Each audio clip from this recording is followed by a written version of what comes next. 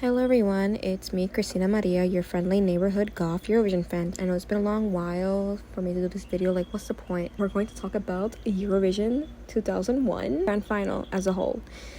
Also, my laptop has been acting up to a point it takes me 10 to 15 minutes to turn on. Sometimes when I do get it on, it just randomly turns off, so sometimes I'm like, what's the point even doing a video if you can't even edit it? Originally I wanted to do a best and worst Eurovision outfit like I did last year. Well, not last year because we had a contest last year, but you know, the one from 2019 that I did a best and worst outfit at the orange carpet.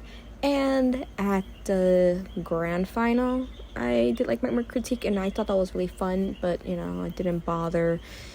I just don't have time. But you know, to me, in the opening ceremony or the turquoise carpet, I think Angela from Albania, I loved her outfit. I loved the corset with the dress and the splits. Like, oh my gosh, like I want that. I need an outfit like that for myself. Like, she just looked like a goddess. Like, oh my god, a fucking goddess. I love it. And I think also Måneskin from Italy, also I love their outfits. Like, can we talk about how stylish they are?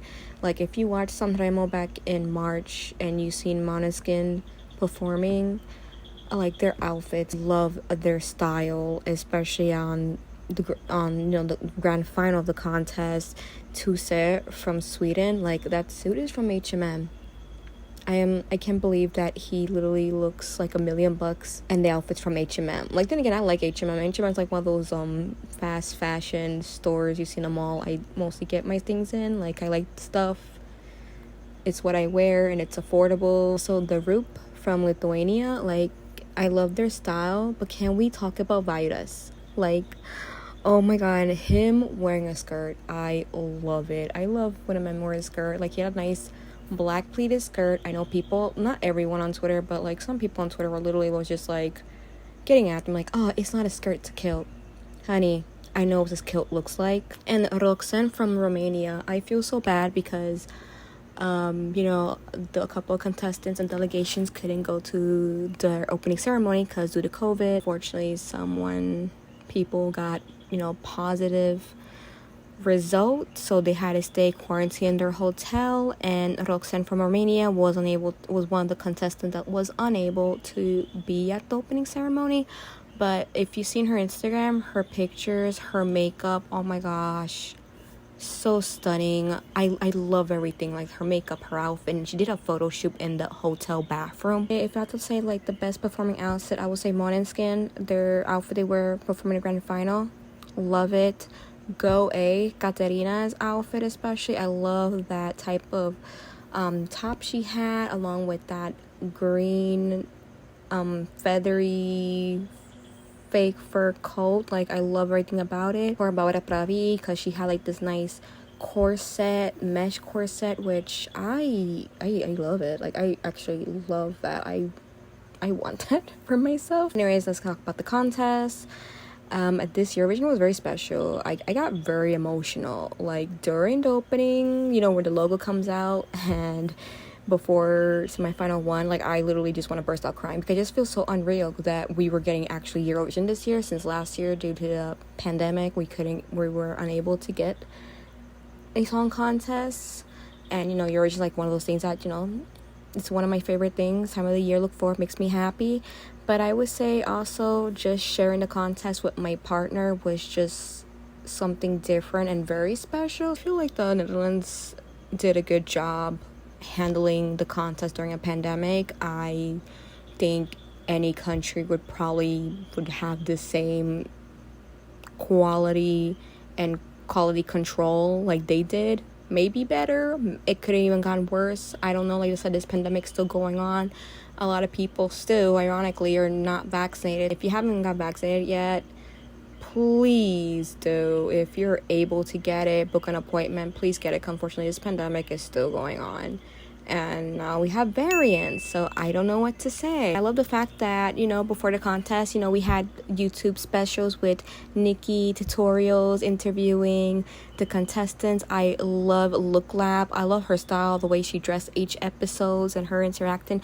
Honestly, my favorite interview from her, which besides Måneskin's and Blind Channel and The Roop and any of my favorites this year, I would say her with Jendrik from Germany. Like, that made me laugh so much. And also Krista Siegfried, like, I love her mini videos in the Eurovision channel too, and her talking, interacting also with the contestants. Like, I hope we could get both of them next Eurovision, but I don't think that's gonna be possible. But hopefully maybe in the future we get more of them, because they were great. Duncan's performance in semifinal 1, I love it. And again, I love Duncan's songs. Like, he's amazing. It's just unfortunate that he got COVID and he was unable to give Måneskin's their trophy, because, you know, every year in Eurovision, once they, you know, the previous winner gives them the trophy, and it's always like this symbolic and emotional and special moment, but, you know, that didn't happen. The host to me was very lovely. Chantal, Eliza, Nikki, and John too. Like, I didn't mind them. I love all of them, but I just wish that it wasn't so many hosts. Like, can we just go back having 2 or even just 1 person hosting? It would be great. I just feel like having just 3, 4, or 5 in a row, it's a lot. But I did enjoy having Nikki there, and Liza and Chantal. It was just really great. I just love how they interacted and they dressed nice and their energy whatsoever. Watching the rehearsal clips before the show gave me some, I don't know, what was it? Did everyone have the same stage stage designer or something? Because it looked very 1980s synthwave, you know, with the lighting and the graphics and the color stories, and then everyone's having like a little stage platform. Forget the dancers around them and the silver dresses. Like, I don't know who wore it better. I'm not gonna answer that question because I'm not gonna say which one wore it better, but honestly, a lot of them were wearing silver dresses. It was just giving me flashback back in 2017 when a lot of most of the singers that year, female singers, were dressing in white. So I don't know that everyone got like buy one get the other one 50% off or something. Not to be controversial, but I think the timing with Israel's song with Set Me Free, just hashtag Free Palestine. I'm sorry, it's just the timing was just bad with the situation with Israel and Palestine, and then the song is like Set Me Free is a bit like My favorite stage of this year has to be Ukraine. Like, their live performance in the semi and grand final, along with their backup live. Like, if you didn't know, like, due to the pandemic, in case if no one wasn't able to fly to Rotterdam, they could send a backup live performance like Australia did. So go away from Ukraine, their live and their backup live performance was just wow. Like, that was just my favorite stage and performance. Iceland, Dali Ogadamadig, which wow, I'm just sad still that due to COVID and due to getting a positive from their COVID tests, they were unable to perform in the semifinal too and the grand final. But their their rehearsal performance just looked amazing and spotless. The ending performance, oh my gosh, is that a meme? Like, the one of the bandmates made that look and pose. It's just like, oh my god, it's a meme, such a meme.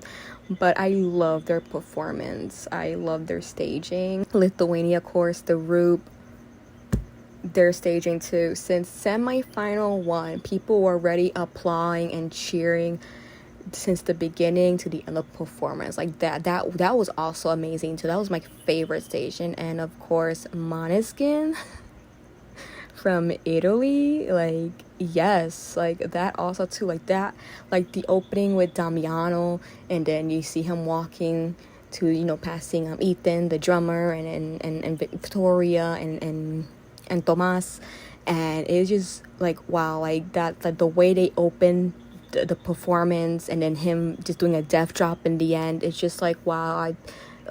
it just, didn't make you feel like you're watching the actual contest, but like a concert, but also just gave you like theater vibes. I just love everything about it. And lastly, Russia, Maneza with Russian Woman. I love the whole performance. Like, the beginning, I was kind of unsure first because the dress, people were just making memes on Twitter, like it looked like a Roomba, like people were doing Roomba memes, like you guys would just have, I swear, people are just, they have nothing else to do on Twitter. But I just love her performance too, just everything, and then the message in the end. I wanted to talk about this on Twitter, but I was afraid that no one would get it. Can we talk about Stefania's purple outfit? Was really giving me Selena Quintanilla Perez, can I say, bitty bitty bum bum vibes. Like, I'm sorry, I'm Latina, so I mean, of course, like if you're in a Latin community growing up, you probably get the reference. I know people in Europe probably wouldn't be like, who is Selena Quintanilla? I mean, maybe you guys did heard of her, but I really wanted to point that out because I was like, when I remember watching her performance, and I was like, why her outfits gave me Selena vibes. But I'm sorry, the green screen to me really killed it. Like, I don't want to imagine people watching it live and probably like, what am I watching it compared to someone watching it on TV. Once again, Duncan's performance, it's just unfortunate that he was unable to perform and give the trophy to Måneskin. But I really liked, his backup video with Arcade, and then his other song, which I kind of forgot what's it called right now. Is it called, I think, Stars? I think the jury votes and the televotes need a bit of a change, in my opinion, because 0 points. I'm just shocked that 4 contestants got 0 points.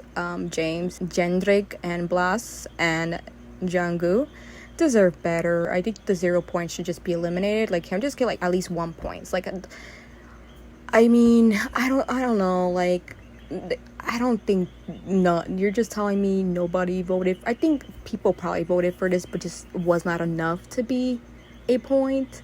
But even if no one did it, I think just giving them just 1 point, or don't even announce it. Like, just change the voting system. Can we go back to that? Because imagine being on national TV and you're just sitting there nervous as hell. Like, okay, the jury did not give me a point at all, so hopefully the people would. Nothing.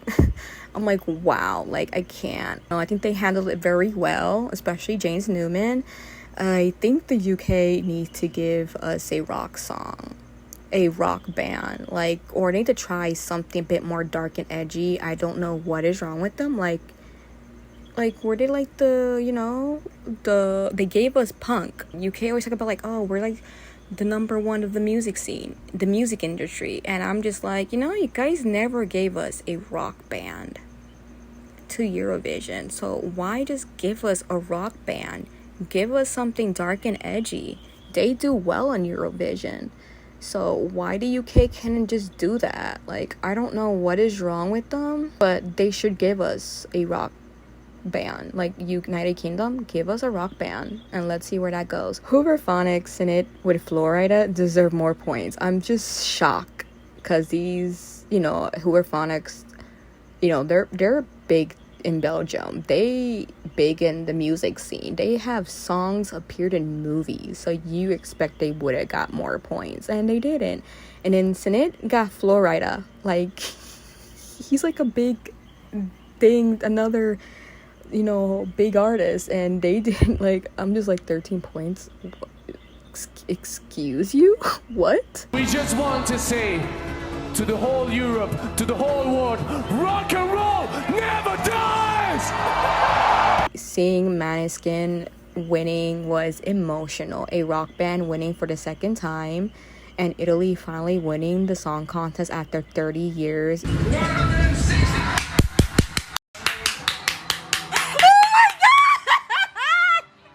Måneskin are probably the second time a Eurovision contestant win made me emotional, along with Portugal winning back in 2017. I hope we get more rock and alternative bands next year.